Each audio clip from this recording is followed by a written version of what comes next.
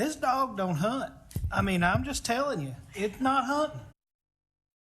In tonight's Big Story Breakdown, we're looking into government accountability. More questions than answers. An Oklahoma House committee says they didn't learn much from a 4-hour meeting with the Department of Mental Health and Substance Abuse Services. Fox 25's David Chazanoff was there. David, who spoke on behalf of the agency this afternoon? Adam, the interim CFO and general counsel spoke here at the Capitol to the committee. Lawmakers tell me they weren't satisfied with their answers. I don't know. I don't know that question. I think we walk away with just as many questions as we had answers. Lots of back and forth during this week's House committee meeting about the Oklahoma Mental Health Department's finances. I had a lot of experience dealing with very difficult budgets, but no, I hadn't had any agency experience of this sort. The agency's interim CFO, Skip Leonard, answered questions for more than 3 hours. He shared he's been on the job for 5 months. Respectfully, Mr. Leonard, if you recognize your lack of knowledge and skill, why would you stay in this position? In that role, you really need to know what you're doing. I know he's relatively new, but by now you should definitely have a handle on things. Several financial data points were shared with the committee, but members agreed the numbers weren't adding up. Are we really reaching the end of this challenge? I mean, we were talking about 63 million.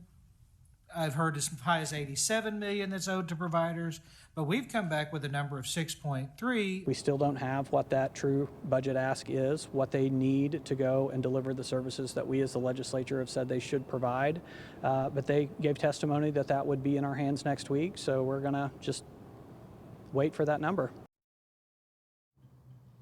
Chairman Lawson tells me he expects to have more committee meetings before the end of the legislative session, and he tells me he'd like to meet with Commissioner Ali Friesen again. Reporting live at the state capitol, David Chazanoff, Fox 25 News. Thank you, David. And some fireworks today at the Oklahoma State Board of Education meeting surrounding the proposed social studies standards. Several board members calling for accountability after they say the standards were changed at the last minute. Fox 25's Grant Palmer was at the meeting, walks us through how everything went down. You voted on it. You made the decision. We didn't know that it had been changed before we voted. I can't make you read. Listen, I can't make you read. I can't make you do the research before you vote, but here's what I'm going to say. And my expectation is to not have board members lie about a process and create a fake controversy. State Superintendent of Education Brian Walters accusing new board members of lying about the content of new social studies standards they voted on at the last meeting. But board member Mike Tinney alleges what he and other members received in their email before the last meeting was different from what they were given to vote on. Somewhere between the time I got the email and I read that, they had been changed. Nobody here knew that.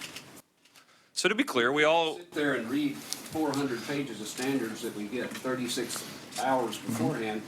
And number one, we wouldn't even have any reason to know they had been changed. It would have never dawned on me somebody would have changed them without telling the board. Walters called out the board members, saying there was no last-minute switcheroo and that the members had created a fake controversy.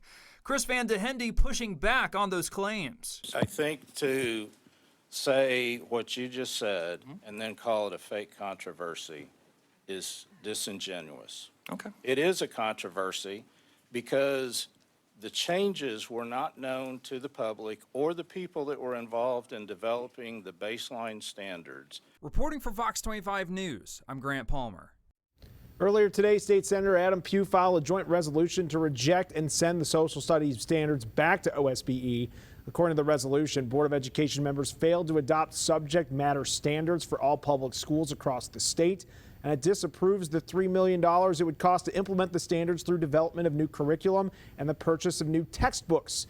The state legislature has until May 1st to approve or deny the standards.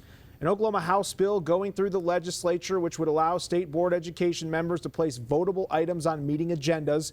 Governor Kevin Stitt hoping this measure makes it across the finish line. These boards are supposed to hold people accountable, right? But there's legislation that a board member can't put something on the agenda. That's being held up in the legislature right now. I hope that gets across the finish line because it doesn't make sense for Oklahomans or to me or to anybody if we're supposed to hold the agencies accountable and a board member can't even pull something up to ask questions and can't get an agenda item on a board. And I know we're kind of in the weeds and But that really doesn't make sense when you really stop and think about it. Today was the deadline for a committee of an opposite chamber to hear the measure.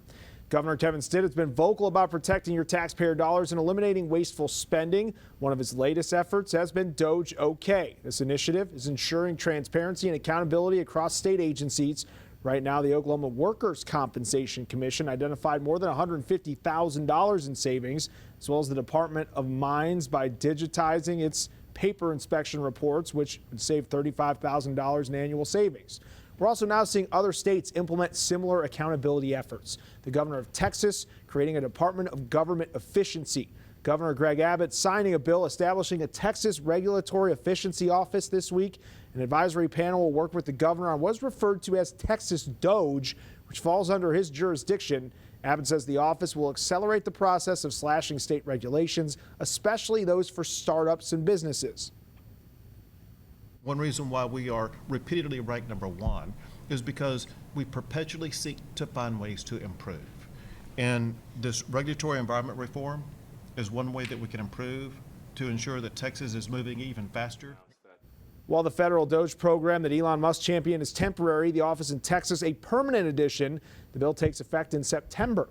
Oklahoma State Auditor and Inspector Cindy Byrd released Part 2 of the Cleveland County Sheriff's Office audit. According to her report, the Sheriff's Office has a pattern of mismanagement, including poor control over their budget process, improper travel expenses, and lacking a schedule of incarceration costs. Auditor Byrd was requested to investigate the Sheriff's Office by the Cleveland County Board of County Commissioners. Cleveland County Commissioners responding to the findings outlined in the audit. They say they extend their gratitude to Auditor Byrd for their work, and it added the board will carefully review the audit in the coming days to determine the next steps. That was your big story breakdown. You learn more about what was addressed during today's Mental Health Committee meeting on OKCFox.com. Plus, you can watch all of our previous big story breakdowns on our YouTube page. Scan the QR code on your screen or search OKC Fox.